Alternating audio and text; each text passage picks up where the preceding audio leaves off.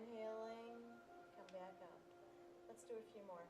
Exhale, sliding down that imaginary wall. Inhale. Exhale. Okay, here, if you want to, and you don't need to, but if you want to go a little further, come up onto your toes. Lower your heels, come on up. And let's do one more like that.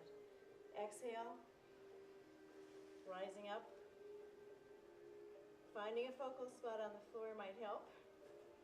Exhale your heels back down and come on up. Let's raise our arms all the way up and turn them out as we exhale down. Betty, thank you for giving us the time to explain about your interest group. A lot of people don't seem to know exactly what chair yoga is. Could you define it for us? It's yoga. It's real yoga, and that's, a lot of people don't know that, but it really is real yoga, done either seated in a chair or standing, using a chair as a balance aid. And it's mostly for people that don't feel they can be on the floor and get back up and be back on the floor and get back up, which you would do repeatedly in a normal mat class. And do you need special equipment, your members or you? You don't need anything special, but I often bring other things besides chairs. I bring weights, I bring straps, I bring bricks. Bricks? Well, yoga For blocks. lifting? Blocks. No, they're blocks. They're foam or wood, cork maybe, for people that can't reach the floor, so they reach the brick instead. And rubber bands are wonderful for arthritic hands. And I mean, I'm always looking for props. Tennis balls, for instance. Those are wonderful. What props. do you suggest that people wear? Comfortable clothing, that's all. Something that allows you to move. And footwear?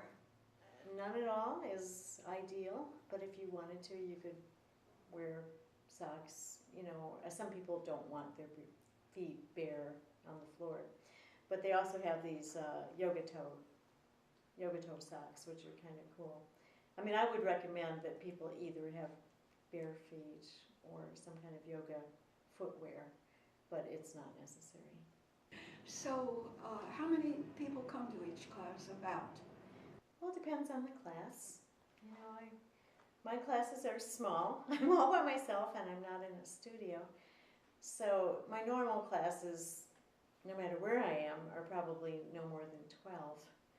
But here, my classes vary from maybe 5 to 12.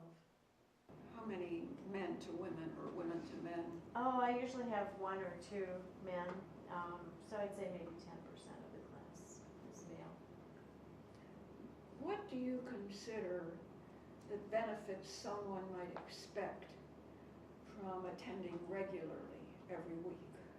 See some muscle development. You would see some, from the stretching, you would see some benefits. You would learn how to breathe. You would learn how to relax. You might even learn about your dosha, which is your body and mental and emotional type, and how to best treat it. You play music? I do play music. I have a lot of yoga music. How does that help? Well, it just, people like music usually, and it helps relax. You know, it soothes the savage beast. Do you attempt some meditation or? We do. We meditate at the end of every class. I consider that the most important part of class.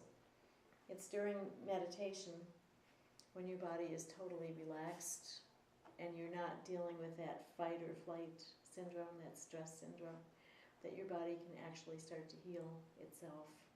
It doesn't divert the energy from healing to other things. So we assume that everybody who comes in has some problem they're working on. Everybody does. It's not just I want to keep in, oh, it might be, I want to keep in tune, I want to keep exercising, this will help me, focus me to do it every week at a certain time. Well, it helps on a lot of different levels. I really think everybody should do it more than just once a week. Yeah. And a lot of my students do. Today we did a leg exercise, and Rosamond said she does it while she's watching TV at home. Have you had any great successes that you feel particularly proud of? I've actually had people who say their blood pressure has gone down since they've done yoga. And that could be from the deep breathing, and there are some mudras, some hand mudras for blood pressure. And a lot of flexibility, a lot of strength stories. Ruth is able to do a squat now that she couldn't do before. So you've gotten much satisfaction from teaching this. I do.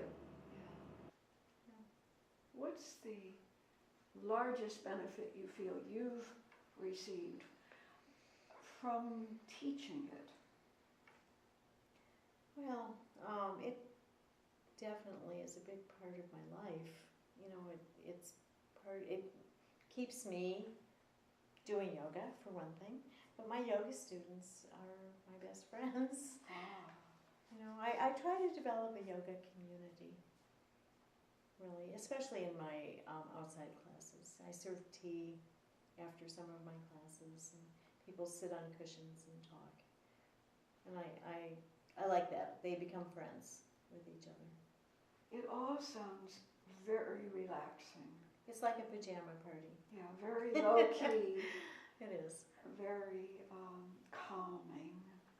I think we're very lucky to have you bring it to us, because many of us need techniques to cope with stresses in life and illnesses and pains and aches, and we thank you very much, Betty.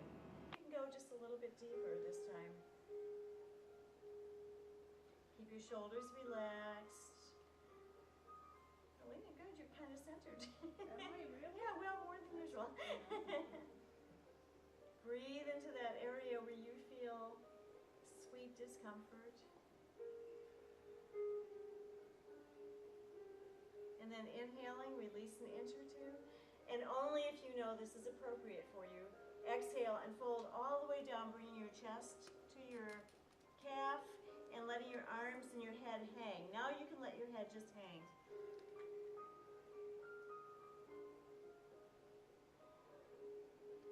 Drawing your navel in toward your spine will create just a little bit of extra space in this pose.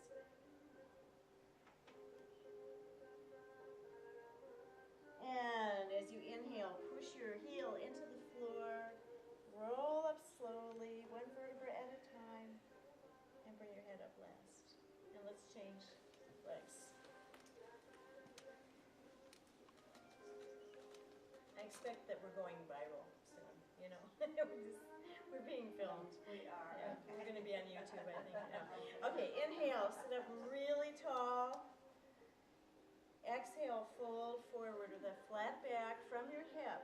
So the fold comes from your hip, not from your spine. Good.